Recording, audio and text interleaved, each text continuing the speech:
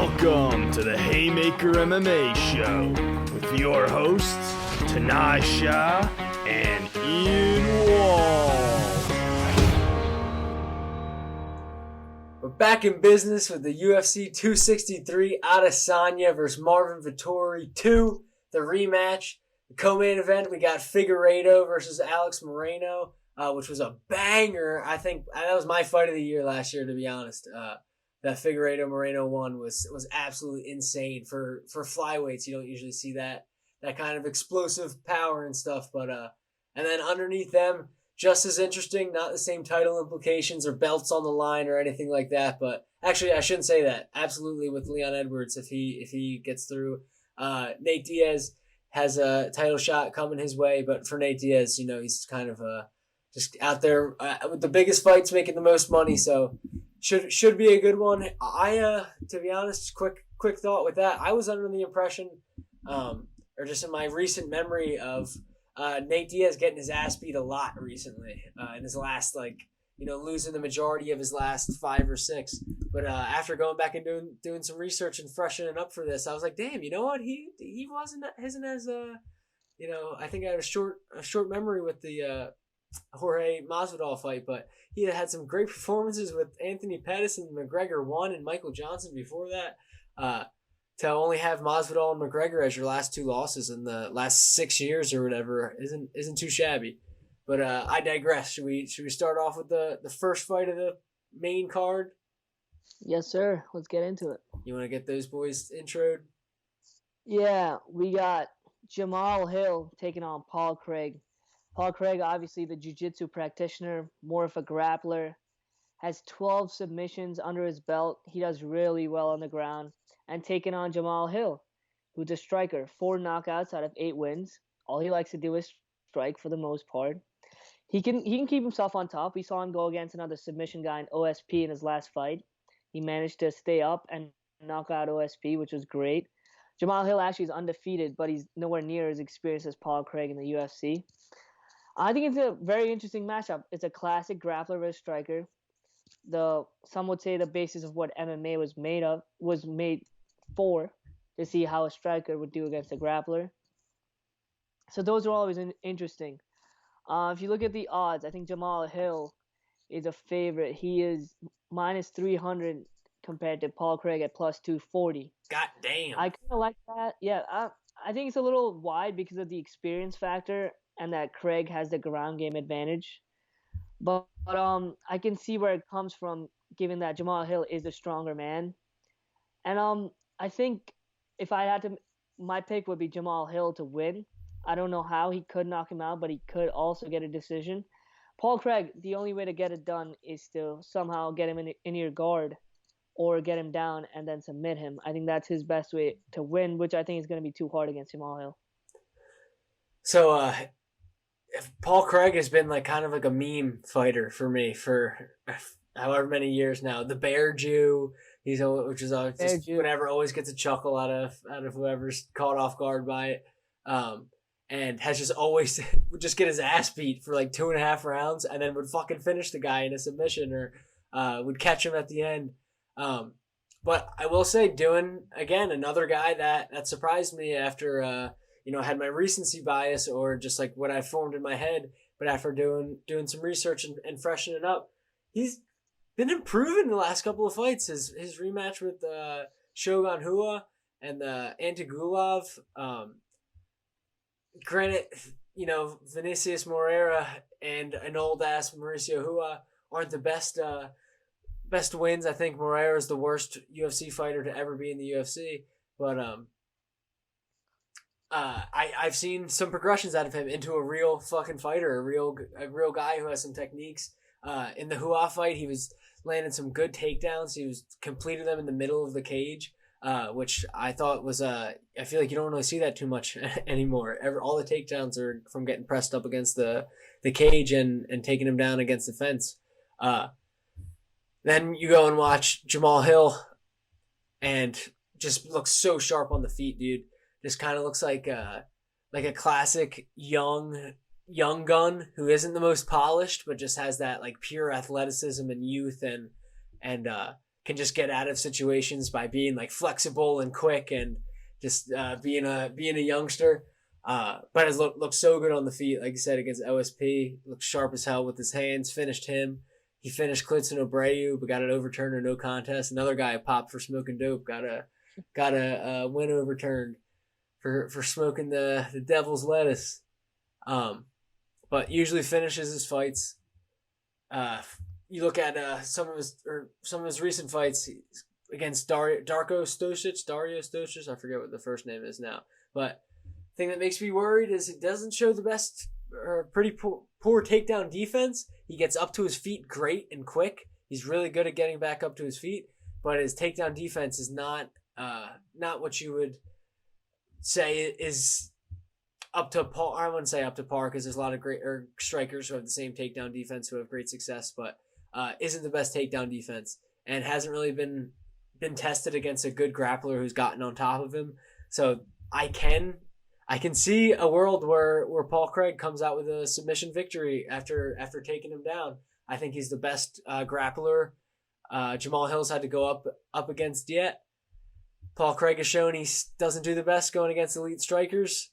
So this is a really tough one to pick for me, but I don't like riding Jamal Hill with minus 300 at this. I would kind of leave this one be and throw a fiver or a tenner on Paul Craig by submission, depending on what the unit sizes are going. Yeah, I like that actually. I like that prop bet. You see what he did against Antigolov. He just let Antigolov basically slam him and then he threw the sub up, right? In like 2.5 minutes. So when they're nice and dry, Jamal Hill has to watch out getting too close to Paul Craig, either being taken down or just being tangled up, because he'll hold on to any limb. He'll hold on to your neck and he'll finish you. And so maybe it's just maybe it's just the goofiness in me, but I those last second Paul Craig pull it out of the hat shit, I feel like is a trait. I feel like sometimes it's not just luck or by surprise. I feel like sometimes it's a trait to be lucky all the time. And the Paul Craig by submission's coming in at plus 440. So make a quick 40 beans. Yeah, not bad at all. Up next, we got the grappling legend Damien Maia against Belal Muhammad, who's coming off that eye poke. Unfortunate, I feel like you see sometimes not people pussing out and saying they don't want to fight anymore, but people losing fights and not fighting through maybe what they could have if they were winning. But Belal Muhammad actually got fucking speared in the cornea, man. He had a bad one. There's no way it was nasty. Yeah, no way you fight through that. Coming out and stuff. It was weird. It was awful. Yeah, so honestly, a pretty quick turnaround. I feel like that happened not too long ago with Belal Muhammad. Yeah. Yeah. But a good welterweight fight. I think Damien Maia is playing the role of gatekeeper kind of right now. But how do you think Belal does passing this test? So Belal, obviously a decision machine. He's won 8 of his last 9. He's fought good guys. I wouldn't say the best, but really good guys. And Leon Edwards obviously pieced him up in that one round that we saw. If you look at the lines, Belal Muhammad's minus 240 and Damien Maia is plus 200. Damien Maia is 43 years old, man. That's what you got to watch out for. So I wouldn't be surprised if Belal just controls him. So Belal basically throws 1-2 punches and then he'll duck down and take you down. He's very good. His timing is really good with those. So he can win decisions and he can keep you down there. He can beat you up a little bit on the ground as well. Damien Maia, obviously world class. Probably the best grappler, probably the best BJJ guy in the UFC right now. But he's 43, man. I don't see him being able to. I don't know. I mean, I could see it happening like a submission, but I don't see him. I see what's more likely, which is Belal controlling him for 3 rounds and getting a decision win like he always does. Like he usually does, I'd say. Am I a dumbass? Maybe I'm a dumbass, dude, but I feel like this card, there's like so many slept on big underdogs that have like a real chance that are just like slept on. And it could end up that they all get their ass kicked and it all kind of ends how it's supposed to end. But I feel like there's a lot of fighters on this card that have a shot of a real win condition that can genuinely play out and has played out before and that they've proved like they can do before. There's just a lot of X factors. I just feel like there's going to be a couple of big upsets this card, and I don't know who it is, and I hope I bet on them correctly, because again, Damien Maia in my book is kind of like Ngannou or Lewis, that like you always got to hedge or bet that Maia is going to win by submission. You know, you look at all of the people he's fought, he's pretty much been able to take their back or put them in a sticky situation, grappling wise in some sense, right? You go to actually maybe not so in the Gilbert Burns, but that's a Brazilian who's also a goddamn champion in his own right. That's another jiu-jitsu ace that has some more skills under his belt that Maia hasn't developed. But you look at Usman, Covington, and Woodley. He had times that I think he was on all three of their backs at one time, at a certain point in the fight, right? If you're able to take Kamaru Usman's back, I think you can have a chance at taking anyone's back. And the thing that worries me with Bilal is that he's not really dangerous. Like you said, he's a decision machine. He doesn't have a lot of danger in his hands or in his submissions or in his. It's kind of like weaponized conditioning. So after I've juggled back and forth with this, but ultimately I fell on the side of that. If Damien's going to be able to get a hold of him at some point, I don't think Bilal's the grappler that Woodley, Covington, Usman, Ben Askren or Rocco Martin for that matter, are, and I think it might cause a problem. Another one that I'm not putting a lot on anything. I'm just riding the Damien Maia by submission, baby. And that's also coming in at, let me get the odds for you there, at 420, plus 420. Another one that I think is just ridiculous. How are you going to ever have Damien Maia at plus 400 at submission? Because he's such a heavy underdog. I mean, if you look at he's plus 200 and a submission win. I do understand your point, though. And then the point about Bilal is right. He's not going to finish you with, like, one punch, or he's not going to tap you out, like, with a slick submission or anything. But he's going to keep a pace on you, which is going to be hard, really, really hard to deal with. I don't think Damien Maia is going to win, dude. I think he's just going to get tired. He's 43 years old. He's pretty big for 170 also. I think he's going to get tired, and Bilal Muhammad's he's going to get the decision. I don't know. I would, if you want to hedge it, yeah, maybe $5 on that submission prop, but I would say if you have big money, or not big money, but over a unit or two on Bilal Muhammad by something, I think you'd be a smart gambling man to hedge Maia by submission. Yeah. All right, up next we got Mr. 209 making his return. Everyone wants to watch Nate Diaz. Anthony Smith said on the broadcast the other day, he said, Nate Diaz is cooking. He's doing anything. I'll pay pay-per-view money to watch it. That's how special this guy is. That's how entertaining. That's how real he is. I think that's his most important thing. And he's so smart too. If you think about the Conor McGregor fights, how he thought it up, how he called him out. Then the Pettis fight, he handpicked basically, and Masvidal, he made that whole BMF thing happen basically in his head. He said it out loud, and they made a whole bet, and they made a main event at Madison Square Garden. So he's really a genius, and he's a real motherfucker. So that's why everyone loves watching him. And good on him for taking a fight like Leon Edwards. Literally everybody in the division has avoided Leon Edwards. Obviously, Leon had a problem fighting Wonderboy, which was a little annoying to us as fans because Wonderboy's the man. But look at what he's done. He's won 8 fights in a row, and then he was beating up Bilal Muhammad until that eye poke, which we talked about earlier. So Leon Edwards ranked 3rd, taking on Nate Diaz, who's not ranked at welterweight at all. That's who the fuck Nate Diaz is. He'll just come in, pick his fights, and I'm glad he's given the chance to Leon Rocky Edwards, because I think if Leon wins, he gets a title fight off the bat. And their skills, I'd say Nate, solid boxer. He's got some good-ass dirty boxing. Sneaks up on you with a jab because he's so long. And he knows how to move out of the way. He's always going to come at you also like a zombie.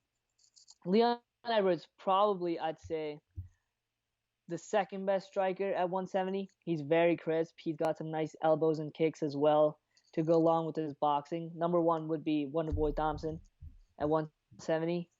And then finally for odds, we have Nate Diaz is actually the biggest underdog on this card at plus 425 to Leon Edwards minus 575. That's a huge line. And Nate Diaz, dude, you never know. I mean, I'm gonna pick Leon to win because of all the wins he's got, and then he's also been out for a little bit, but he looks super sharp against Bilal in March, and I think he's a top guy at welterweight. Nate Diaz, I know his record looks not the best, but he's beaten top guys too. But I think he's 36 years old. He's a little past it. I think he has his swagger and his charisma and everything, and he can beat people, but I don't think he beats Leon Edwards. Yeah, for everything you said, my official prediction would be Leon Edwards, crisper, more technical, is more in his prime, on a bigger streak. But holy shit, minus 600, minus 590? The fuck? Against Nate Diaz. Yeah, against Diaz. And you go back to Diaz's, like I was saying, you think he's been getting hammered recently, and not really. He lost the Masvidal fight, won against a legend in Anthony Pettis before that, who definitely wasn't out of his fighting shape or fighting prime. And it lost to McGregor before that, which he has a great fucking performance in. Looked awesome. And the McGregor loss could have gone either way, honestly. Right. It could have been 3-2 either way. Either way, it was easy. A majority decision for Conor, and then he beat Conor before that. Like, he's a real motherfucker. Like, he's gonna fight you. Like, right. He doesn't care. He was getting beaten up by Masvidal, which makes me think that Leon's gonna beat him up a little worse because Leon is a better striker than Jorge. Yeah. But who knows, dude? Like, that fight was a doctor stoppage. Nate picks up in the 3rd, 4th, 5th round for sure. So, I digress. Another spot here on this card where I don't like how heavy favorite the favorite is. I think that the line is really skewed for me, and I like I'm on FanDuel here, and I like Nate Diaz round 4 or 5 or by decision at plus 700. Fucking plus 700, 4 or 5 or by decision. Like you just said, that's what Nate picks up the most. My official prediction is Leon Edwards wins this. All logic says that Leon Edwards kind of has his great takedown defense. I don't see Nate being able to take him down or utilize a jiu-jitsu game. Does great in the clinch with his elbows. Really, what the fuck am I trying? Sharp striking on his feet. But then there's just that Nate Diaz X factor, man. Like I said, he's proved time and time again against people who are supposed to be world beaters or killers or the best strikers ever. And then in the late rounds, or he has them blow their wad, or if the doctor doesn't stop it, like you said, a lot of times he shows that when you think he's out, that second win comes and the other guy winds up fading. So I'm hedging that. It might not happen, but shit, at plus 700, one of these has got to hit tonight. I know, yeah. I mean, yeah, if one of them hits and you put like $5 or $10, you make it all back, right. And you make some. Exactly.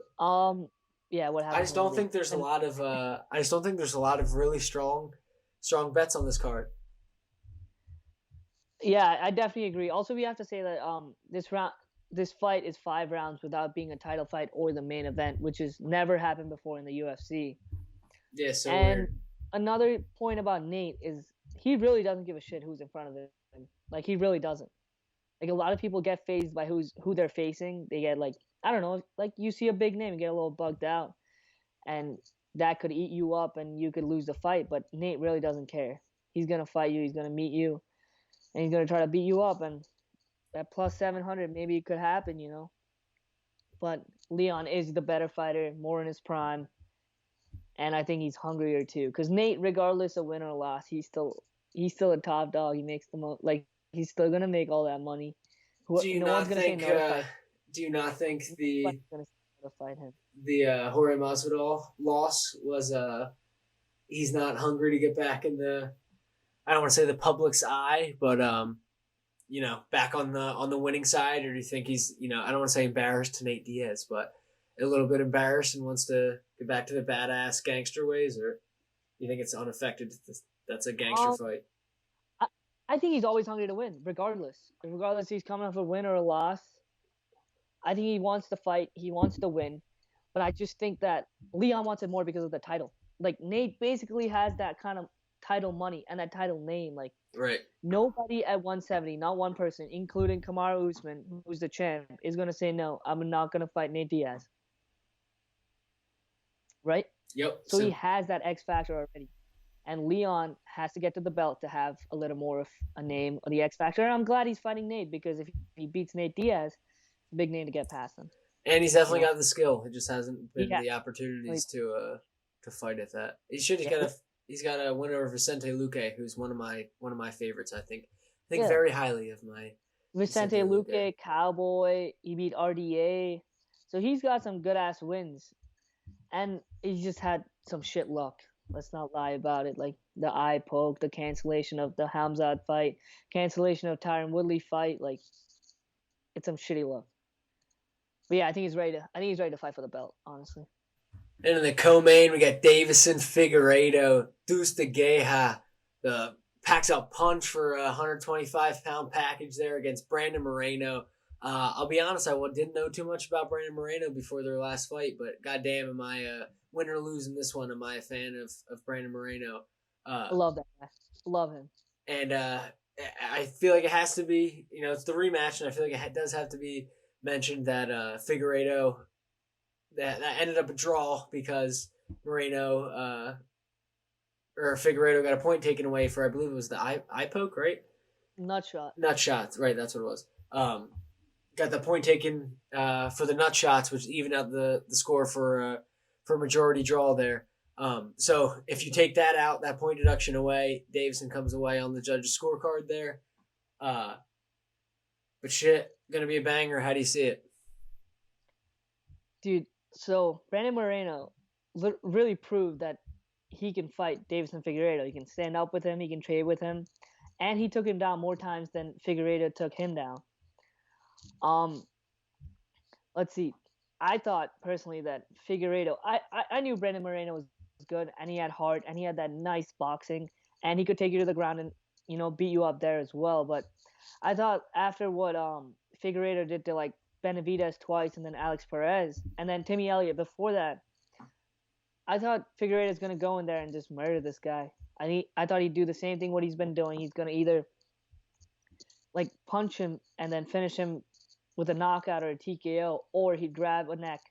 And he has a really strong guillotine, which he finished Tim Elliott and Alex Perez. But Moreno, good on him. He didn't get caught with any of those. Yeah, he ate a few big shots. He ate one or two to the face and one or two to the body. But he always gave them back, and he had more output. I think Figueiredo he has so much confidence, as he should, in his power, that he just keeps his hands down and walks you down. He'll stick you a couple times in the body, and then once the face opens up, like, he's going to knock you out. But Brandon Moreno stayed active. He stayed busy. He caught Figueiredo, and he was the one who actually wobbled Figueiredo in their last fight and almost ended a knockdown. So Figueiredo's also been 6 fights undefeated, with 2 draws in it, unfortunately. But still, he's taken on all the top guys at 125, and he's beaten them. He absolutely deserves to be in there. And I just like this guy's personality. I think Brandon Moreno is the man. Like, with all his Lego stuff, he just so like chirpy and so happy all the time. It really like brings your mood up. If you watch any of his like YouTube videos and stuff. And also, he's been doing Spanish broadcasts for the UFC now, so he's really enjoying that. Everyone speaks really highly of him. And I think he's a great fighter. But, dude, Figueiredo has that X factor. And 125, I don't think anyone knocks out Figueiredo, but Figueiredo knocks them out almost every single time. And I think Figueiredo is going to come in with a vengeance, because he didn't like the fact that a point got taken off, like you said, for that nut shot. And I think Figueiredo is going to come in with a vengeance and beat up Brandon Moreno. I think Moreno can hang for maybe 3 rounds, and then I think he's going to go down after that, unfortunately. As much as I love him, I have to say that. For the lines, we got minus 230 Figueiredo, plus 190 Moreno. So what do you think about that one? Yeah, I'm with you on Moreno. I think he's just cool, man. Just a cool dude. Cool. Like, and like it shows in his fighting. Like, he fights like a cool dude. And their stats were really interesting to me. They had this is the only time I've ever seen this. Moreno has the same amount of strikes landed per minute as he does strikes absorbed per minute, with 3.41, which is a weird number to have as both your strikes landed and absorbed. But but across the board, they have really similar stats here.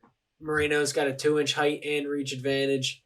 Not really any difference strikes landed per minute. Not really difference in any of the striking categories, and not really difference in any of the grappling categories. Besides, it looks like on average, Figueredo goes for more submissions than Moreno. But that first fight, man, I think Moreno was like, it was like a cool, like Rocky movie type shit, whereas like the spirit was there and he was against like the Kraken, and I think that's like really hard to replicate twice. That to kind of gas yourself up to fight a monster like Davison.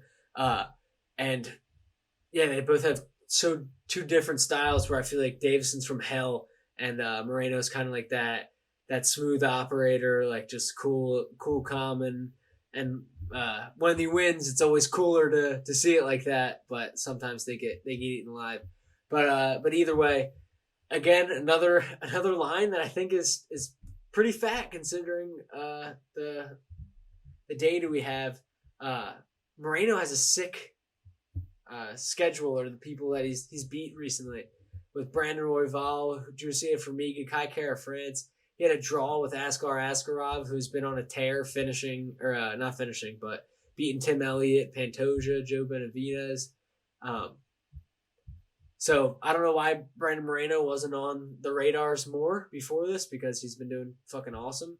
But yeah, I see him having a great performance and leaving it all out there. But Davison Figueredo just coming from the depths of the underworld and being a tough man to handle. I see Figueredo finishing like you in the 3rd, 4th, or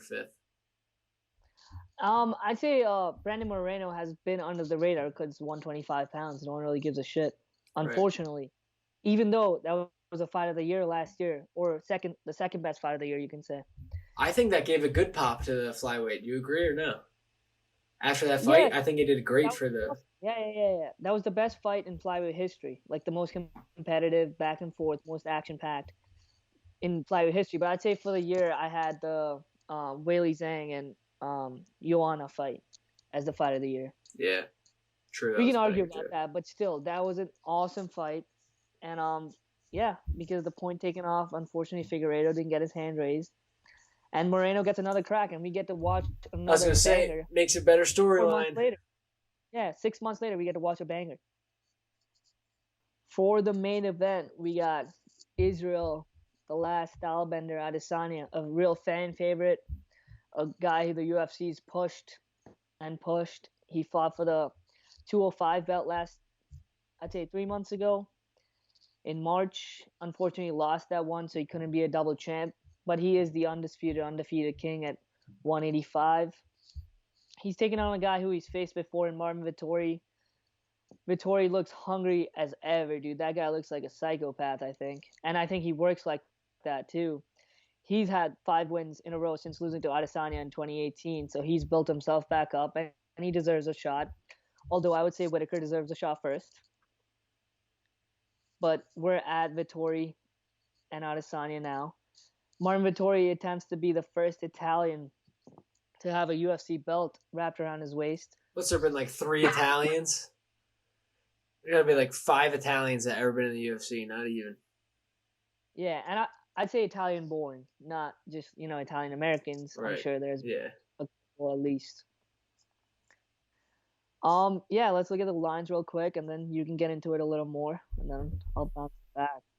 Minus 260 for Adesanya, plus 210 for Vettori. What do you make of that, and what do you think's gonna happen? They had a fucking split decision last time. Izzy lost his last fight to a heavy grappler who had decent enough pressure on the feet and a good enough wrestling to beat him. Vettori's on a 1, 2, 3, 4, 5 fight winning streak against some good names. I don't know where the fuck these guys are getting these lines from. This might bite me in the ass, and all the favorites might win, but these lines are crazy to me. Adesanya, I feel like nobody has tested his wrestling. Am I wrong? Can you think of somebody who's genuinely shot takedowns hard on him or pursued a wrestling game? All right. I'll tell you why people don't really take him down at 185 and why Jan did. Izzy is 6'4" at middleweight. Every other middleweight, I'd say, is 6 to 6'2". Whitaker was 6 feet. Marvin 6 feet tall. Marvin did take him down a couple of times in their fight, but he didn't do much damage, which is why I don't think it was scored in his favor. Yoel Romero didn't do shit in their fight. Paulo Costa didn't do anything in their fight either. But you look at Jan Blachowicz.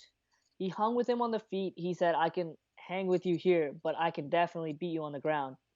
And Jan's 6'4", which is the same size as Izzy. So Izzy can't really, stick and move. He can't hit you and then get out of the way like he did against Paulo Costa or Whitaker, for example.